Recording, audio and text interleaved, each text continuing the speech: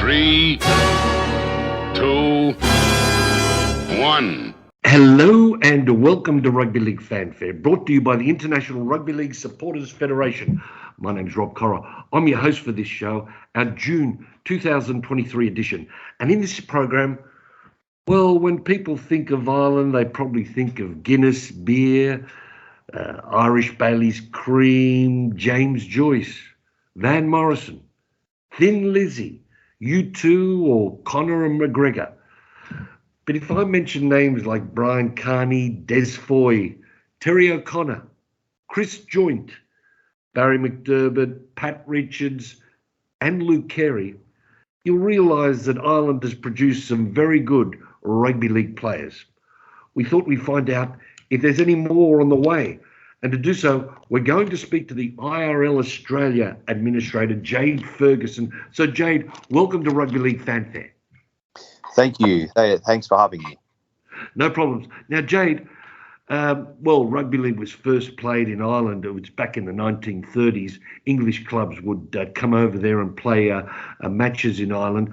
But the current competition started in 1997.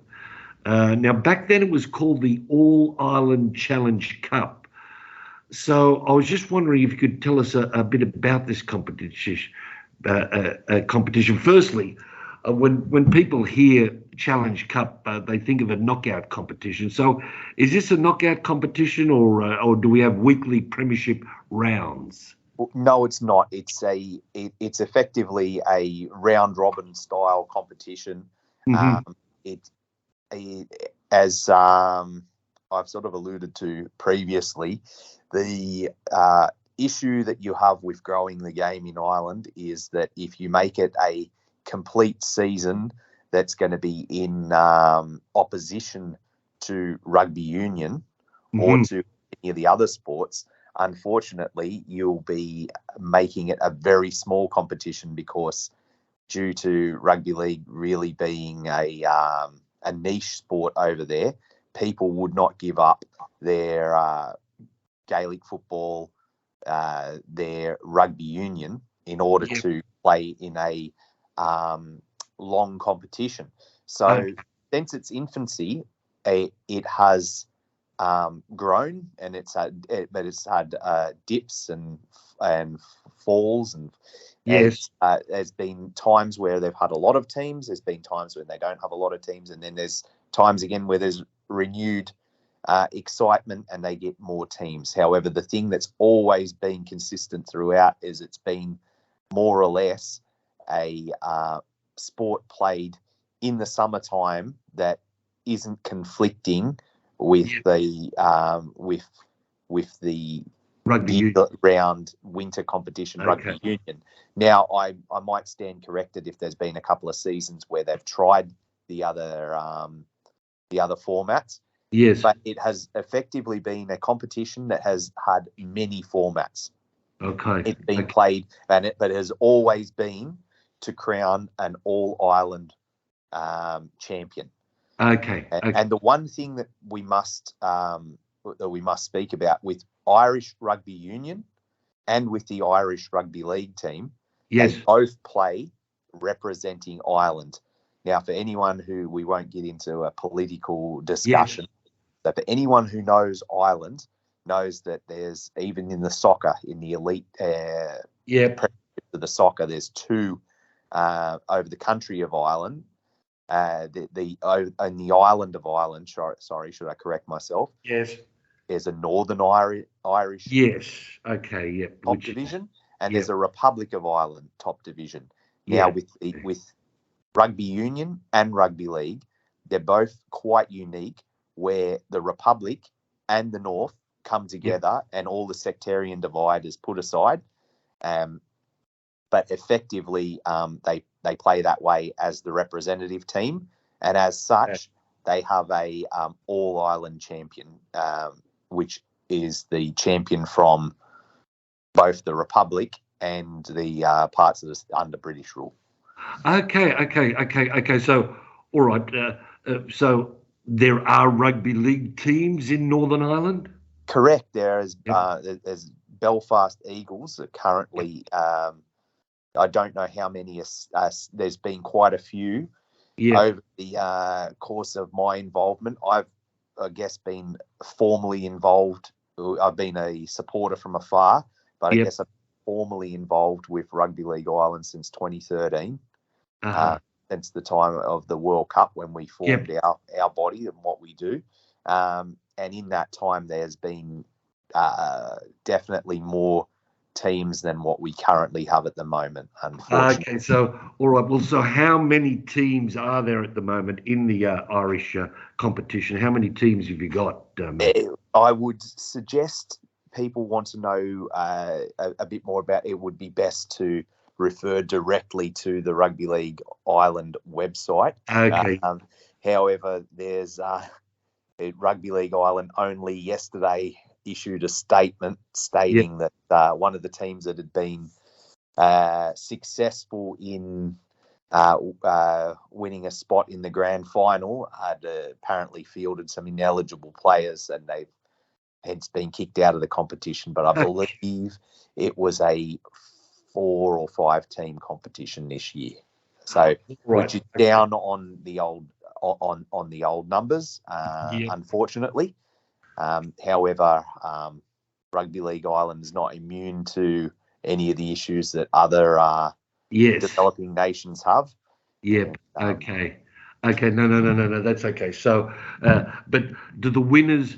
Okay. So the winners of do you know who won that grand final, or the winners No, were? the grand final is being played this weekend. Oh, okay. Or in the coming week, because it's played as effectively an off-season competition for rugby league, and there was a team known as the Longhorns. Well, the Galway Tribesmen are a very successful team, and they lost in a very tight match, the semi-final. Yes. And they have actually been reinstated into the grand final spot. Okay. Because I've just noticed, well, when I was doing my research, that there were sort of like, clubs that were obviously very successful in this, in the Irish competition, but they don't seem to exist anymore. Sort of, for example, the Dublin Blues, who were, they seem to have been the first rugby league team in Ireland, and they won some of the initial premierships and so forth, but they no longer seem to be in the competition. So we've got a situation where clubs are just coming and going. Correct. So the issue, and it's been brought up at board level for the International Rugby League.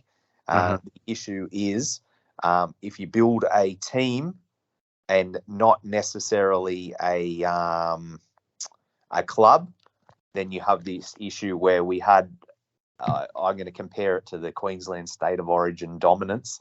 You had a team, if you look through the history books, the team from Limerick. Well, Limerick is known as the Treaty City. So we had the Treaty City Titans, who effectively were the Limerick representative side, which is a very strong rugby union area. Well, you had potentially, I don't want to say an exact number, but potentially 3 players that not only represented Ireland representing Ireland in an international is no mean feat, but not only did they represent Ireland at an international, they actually played it at the most senior competition you can play at. They played in the 2008 World Cup that was here in Sydney. Yes. And those players, I believe there was 3 of them. They may have also played in England in a semi-professional capacity, but they were Irish. Okay. Actually, not Irish grandparents, proper Irish. And I use that term incorrectly there, proper Irish. There's no such thing as I, so I take that back. But they went and formed this team, and this team won, I think, something close to what the Origin Queensland side, the dominance. Yes. I think they won about 9 of 12 premierships or something close to that mark. Okay. And then as the players reached retirement age, they tried to get some people to take over the team. Yeah. And effectively that did occur, and as the players moved away for it, but within 3 years, the club had actually folded. Okay. So, all right. Which So I brings, see what you're talking. which brings us to the next issue. Well, the With next issue is that, like, I was going to ask about. So you're talking about that we have teams, not clubs. So there's no sort of junior competitions. And there no, is no like, junior competition at all, and the uh, thing to try and dangle a carrot, for the want of another word, yeah, is to give representative opportunities. So you've got the under the youth age Irish teams, yes, and however those players must play in the senior competition in order to be eligible to play in the youth age. So I guess in an ideal world, we would have a youth age competition for the underage players to play in order to gain representative status with Ireland. But at this stage, there isn't a youth competition. all right, all right. Yes. Because, well, that's what because I see here again, just reading through all the research there. They said that in 2011, an academy was set up there where talented players would be identified and with the possibility of signing with some of the English Super League clubs, St Helens, Leeds, Castleford. So Yeah. is this academy still running there? They've set up an academy. Is that still running? Do you know? Or Well, they did. They recently played they recently had junior a junior side have some success, yes, and which is great, to hear, and effectively, whether it's under 16s, under 18s Irish rugby league team, or whether it's under the yep, old terminology academy, yep, they still have a similar system. And I don't know if you know the player Ronan Michael. However, Ronan yeah, Michael is played numerous games at the championship level, yeah. and has played made his debut for Huddersfield Giants. Yes. So he's one of the great success stories of a player who Okay. has All right. gone through from not knowing a lot about rugby league to playing it at a young enough age in one of the junior systems, Yes. one of the junior Irish teams, Yes. then graduating to at quite a young age to full international status for Ireland, Uh-huh. going across to England Yep. and having an opportunity to play at, well, I guess Okay. arguably the highest level, Super League. Yep. So he played a small amount of Super League for Huddersfield. Huddersfield, which is a great story. Yeah. And Okay. you've also got there is a university team which Mhm. would play against, again, that's really only a semi-professional / amateur level of competition they play at when they play against the Australian universities and whatnot. There was another player from Galway by the name of Peter Ryan, Yep. and he has achieved quite a lot of success. He hasn't reached the heights of Super League, but he's played at League One and at Championship level.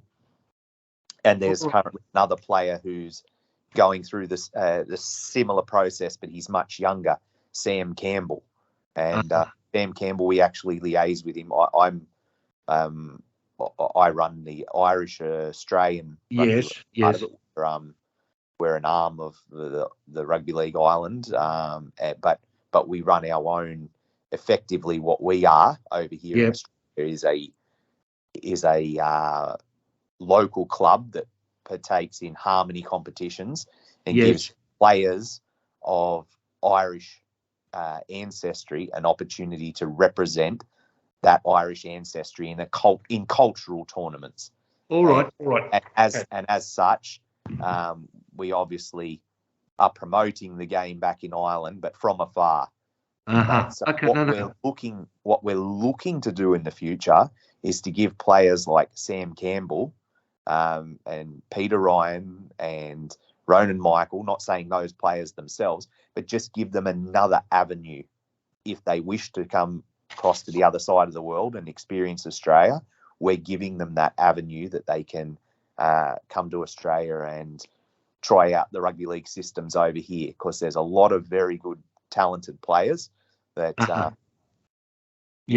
play All right. one or two games and then never play the game again, unfortunately. So, Uh-huh. All right. Now, I see that a women's competition as well has started running. A women's competition been running for a few years. I believe they're in their second season, but as everything in its infancy, Yeah. there's quite a lot of when you've got a small player pool, Yes. and Yes. Yeah. not enough to fill all the sides, and injuries in a contact sport, Yeah. these issues can present. However, Ireland does have a female representative team. They only played their first international a couple of years back, and obviously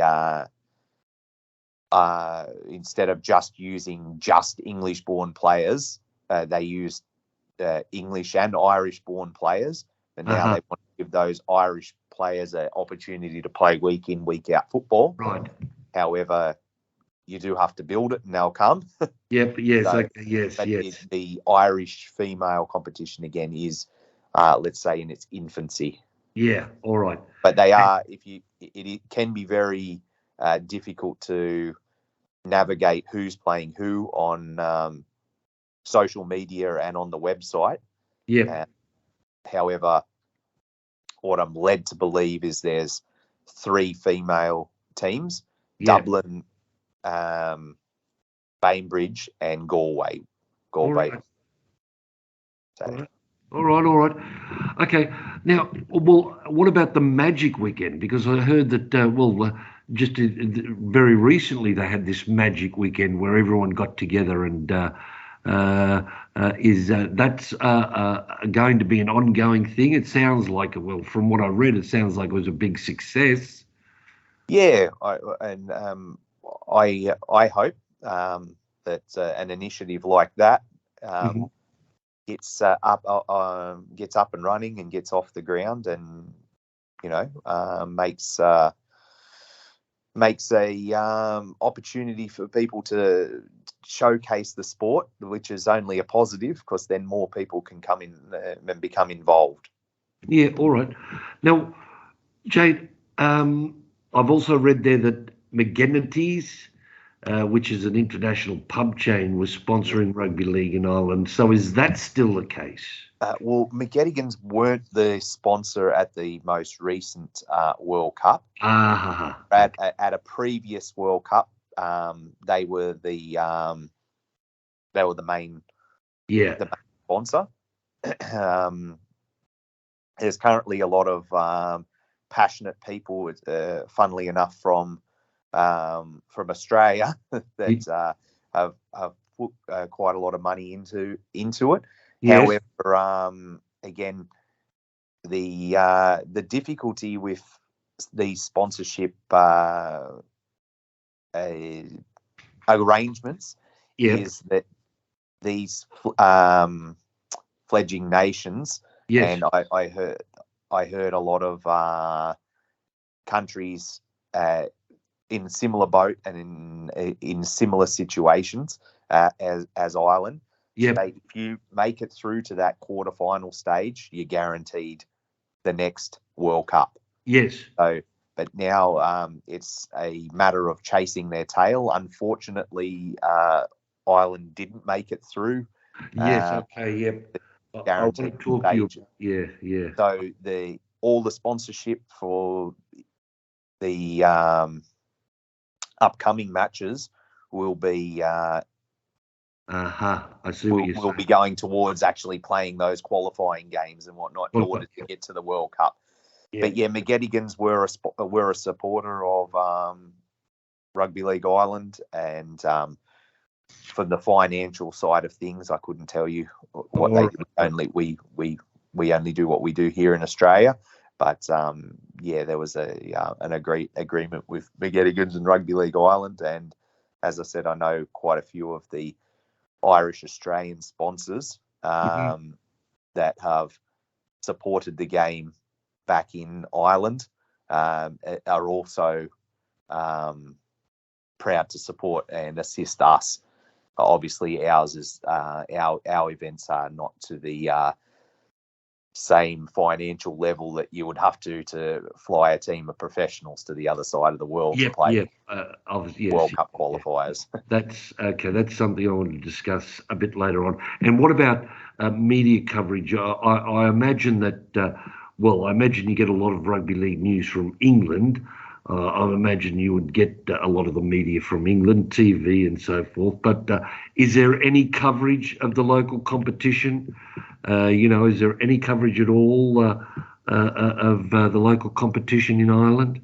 Well, there wouldn't be any prime time television coverage. And look, to be honest with you, I was lucky enough to play in the local competition in Ireland, and I got quite I was in for quite a rude shock as to what I actually encountered when I went over there. Yeah, it's not a slight on the game, and it's not it's just basically telling it what it really is. We went. It was I played for Cork Bulls, and we had a trip where we went to play against the team. I think they were the reigning All Ireland champions. And if memory serves me correctly, I believe they won it that season. That was one of their last years of their run. And we went to Limerick. Yes.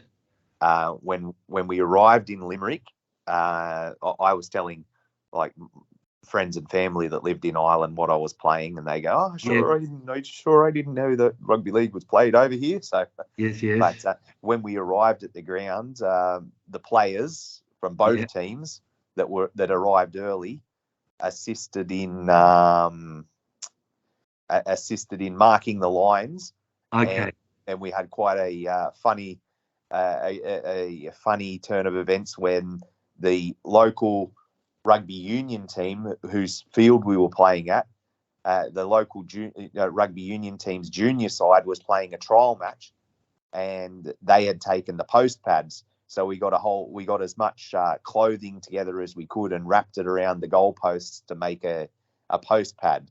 So something that the Australians would think could never happen. All right. And then there was another game that we played where the referee had messaged a couple of people, and the game was supposed to kick off at 1 p.m. and they put it back to 3 p.m. But we didn't put it back till 3 p.m. till about 1:10 when someone read their phone and realised that the referee's actually at a confirmation and he's going to be a bit later than what he was. So there was no referee there to kick the game off. All right. So we sat around, and then about 10 to 3 all started warming up again. So, and it's not knocking the sport, but when you only have a very small amount of volunteers, and they're stretched thin, these are the sort of stories that come out of rugby league in the emerging nations. And I guess it's no different than any of the other stories. Hearing stories from Malta and from Greece and having to kick games off at midnight, it's quite an eye-opener. And really, we shouldn't take playing this great sport for granted, because so many countries don't really have those opportunities. Yes, yeah.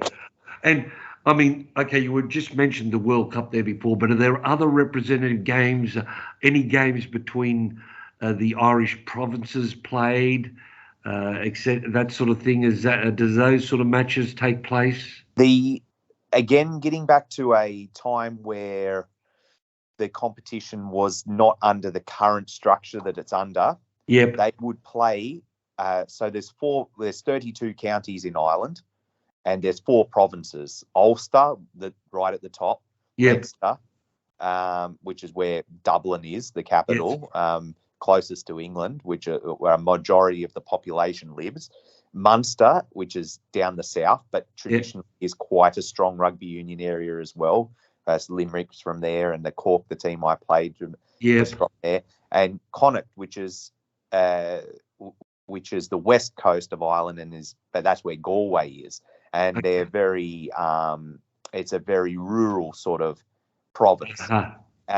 Now, the Connacht was never strong enough to have their own provincial league, so the Galway team, in the times where they did provincial leagues, would play in the Munster, and Leinster had its own teams in and around Dublin, and effectively the North had Ulster, which was Belfast, and I think it might have been Portadown, and a few of the other teams from the North. I'm not giving.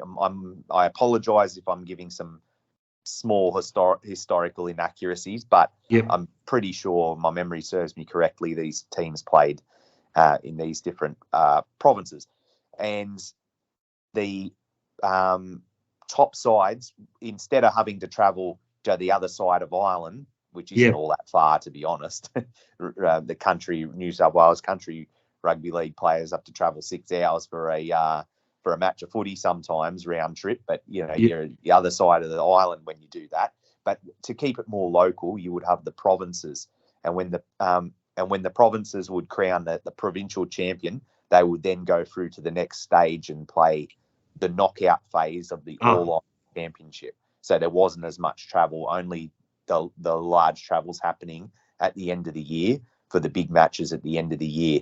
Now, unfortunately, as the numbers have dwindled, there's just not enough as you can see by the current competition. There's just not enough teams to be able to do provincial, to do a provincial championship, because there's effectively really only a few teams playing it at the moment. So all right. Now, well, you mentioned there earlier, sorry to say, and at the end of the season, to answer your question, they would have Munster, Leinster, and Connacht playing in after the All Ireland Championship in a representative match, and that would give the selectors more of an opportunity and players an opportunity to play against the better players from the All Ireland, and then they would pick the Irish representative side, or it's been known as Ireland A as well, and the Irish Irish domestic team, which is picked from the local competition. The local players.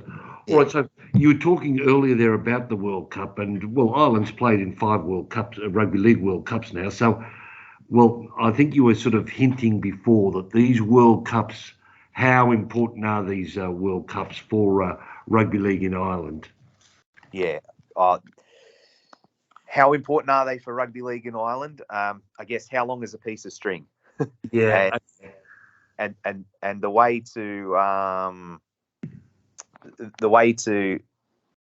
answer that is the inspiration they give the next generation. Yes. That's that's priceless. Yep. I know that Ronan Michael and the current players that are playing at a semi-professional level in England have been inspired by that opportunity to wear the green jumper for Ireland. So that should be the pinnacle of any sporting person's career. However, obviously, they've then had the opportunity to go on and make either a full-time career or a professional career out of it, which is great. But as I said, also for the organisation, playing at the World Cup it is the pinnacle. And I don't want to leave out the fact that we've got the Festival of World Cup.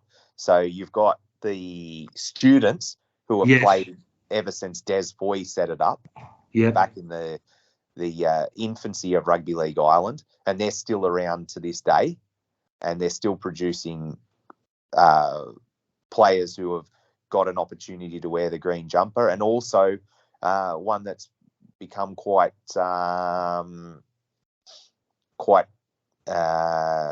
prevalent is the wheelchair World Cup. The wheelchair, yes, mate. The wheelchair World Cup was a real revelation. Yeah. Oh, yes, it was a very real revelation at the last World Cup, mate. I think, sort of like, I think sort of a completely different avenue sort of opened up for the game of rugby league, mate. I'd never seen the game, but, mate, the wheelchair rugby league is, it's opened up all sorts of opportunities for the game of rugby league worldwide, and hopefully in Ireland as well. Yeah, and that's what it's all about. And I mean, don't want to be disrespectful to the people that played for Ireland and represented Ireland, but they had some cricket scores. Yes, yep. But in order to build something, it's got to start somewhere, and that is definitely a good starting point. And yes.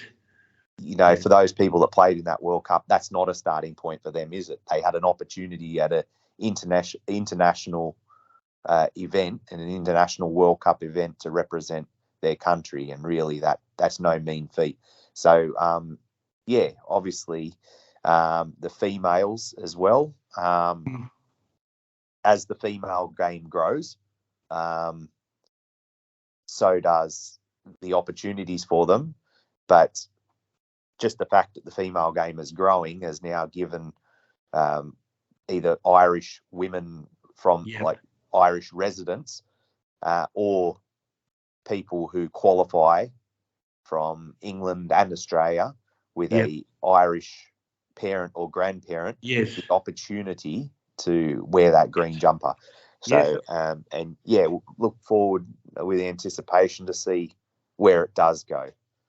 I imagine also the finance, I'm hoping, of course, that Ireland got their share of the spoils there from the last World Cup, but I imagine just the financial injection, the money that they make from the World Cup would be, a great asset as well.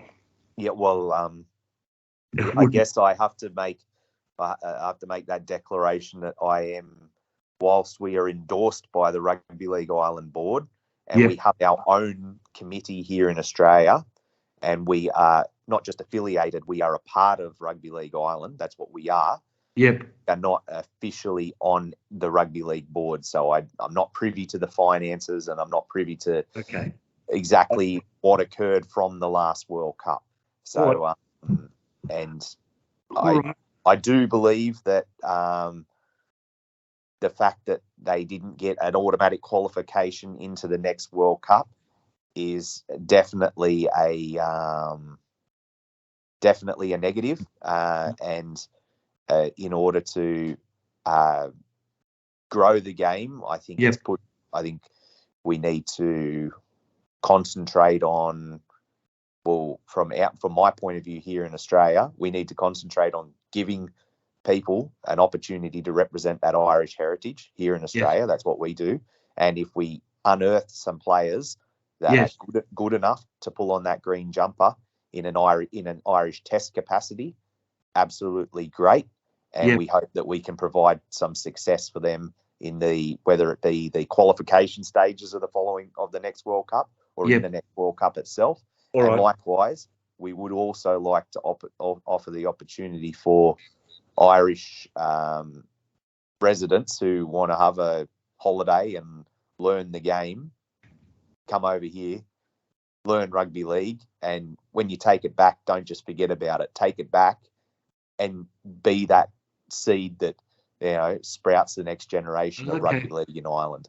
So your role there with IRL Australia, it sounds like you're sort of talent scouts, I suppose. What are you out there sort of watching the juniors, seeing, Anytime we see a junior representative player with an O surname, surname, we get a bit excited. Okay. Firstly, we ascertain whether or not they qualify for test status. Yes, okay. And if they don't, the only opportunity, they obviously got some sort of Irish ancestry, Yes. then the highest honours they're ever going to receive is to be playing for Ireland, Australia. Which again, we're not All knocking. Right. That's that's an opportunity for them to represent their cultural and heritage background, but they never play an official test. And if we can find some good players who are going through the junior rep system, yes, that do qualify, they might qualify for numerous countries. They might qualify for Ireland through one grandparent and Samoa through another grandparent. yes, Because we okay, live in yes, such a multicultural country. yeah, We want to make sure that we identify that player, and we don't want to force them into playing for Ireland, but we want to provide them with an opportunity to learn a bit more about that culture. And if they feel that that's for them to represent it, here's a pathway for you. And all right. We don't really do anything. They pick themselves. We just give them the opportunity to be identified as a player that deserves and that they actually have a path to do that.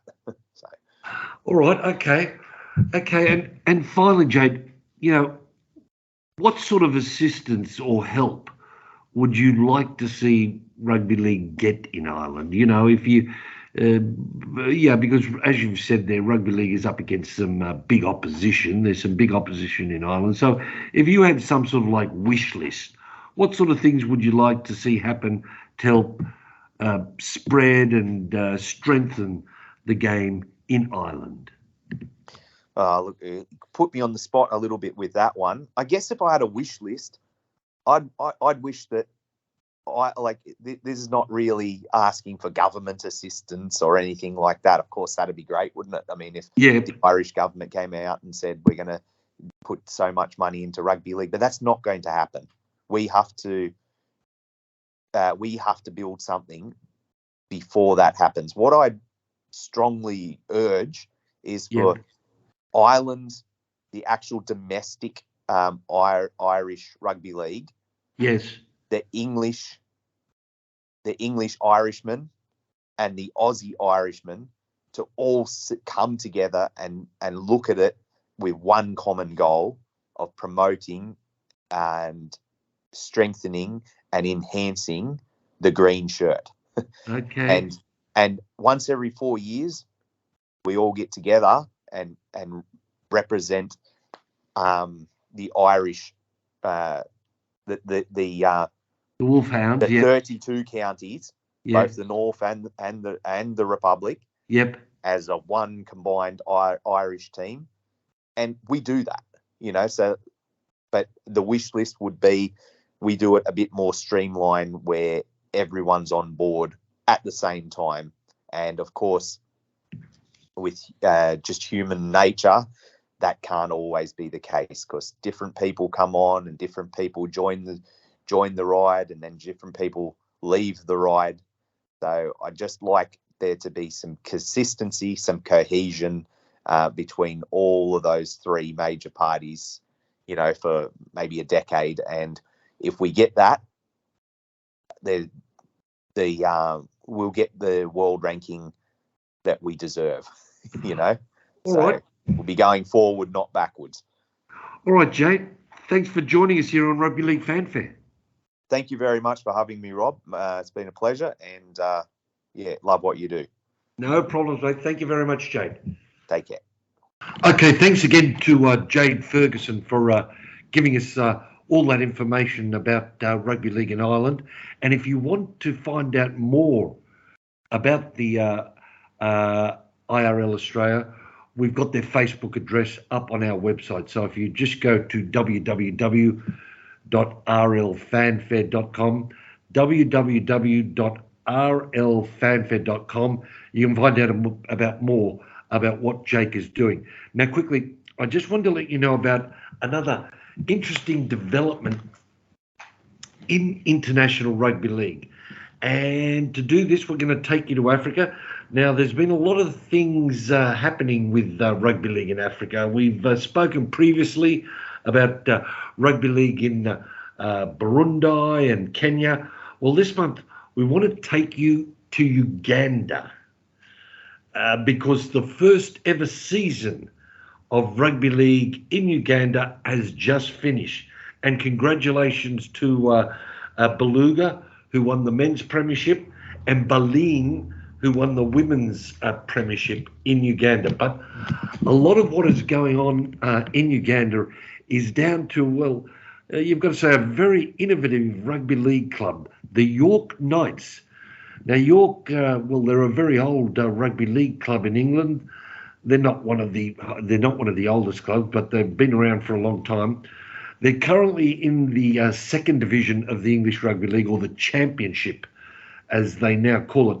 And York's women's teams, the York Valkyrie, they're in the English Women's Super League competition. But what York have done recently is that they've, they took some coaches, some women's players and equipment, training equipment, boots, footballs, jerseys to Uganda with them, and they played a couple of games. Now, as I said earlier, well, this is a very innovative idea from the York Rugby League Club. They formed, well, what you may refer to as a sort of a feeder club arrangement with the Uganda Rugby League. Already the Valkyries coach has identified some players who may, down the track, be recruited by York for the Women's Super League team. So this could be a very productive arrangement for the York club. And I'd like to see some other clubs, particularly some Australian clubs, maybe go down a similar path. Anyway, check out what's going on in the Ugandan Rugby League. Again, the Facebook address is on our website. Now, also in the last month, we had a big day of international rugby league up at Tugun on the Gold Coast. And a big thank you to the Tugun Seahawks. By all counts, a very well-run event and a fantastic facility that they have there at Tugun. South Africa versus the Philippines, and South Africa versus an ASEAN 13, and a big day for the South Africans. They defeated the Philippines 72-14. Philippines, well, you've got to remember, the Philippines are one of the stronger Asian nations, and another win against the ASEAN 13 by 36-6. This was an IRL sanctioned match, but the South Africans, not only a very big side, but very well drilled, and also that match against the ASEAN 13, 6 from 6 conversions, all of them from the sideline or close to it. So that was definitely a good World Cup preparation for the South Africans. That's about all we have time for you today, this month. We hope you've enjoyed the show. In the meantime, you've been listening to Rugby League Fanfare, brought to you by the International Rugby League Supporters Federation. My name's Rob Corra. On behalf of President Bob Brown, this program was recorded in the studios of Undercover Music. Your producer is Lachlan McLean. Until next month, may the force be with you.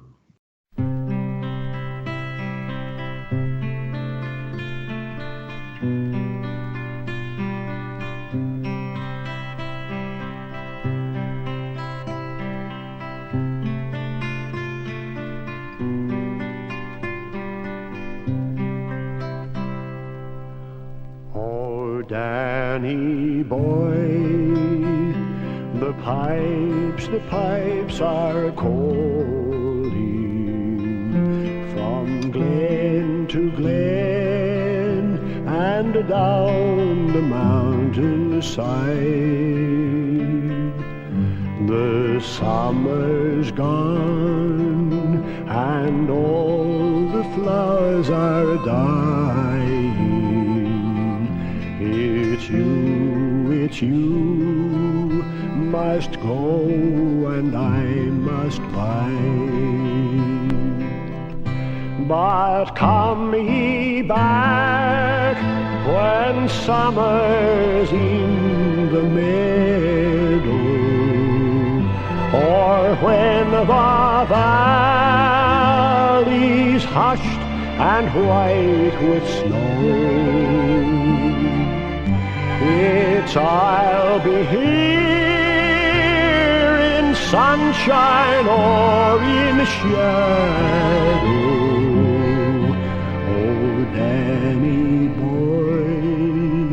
Oh, Danny boy, I love you so.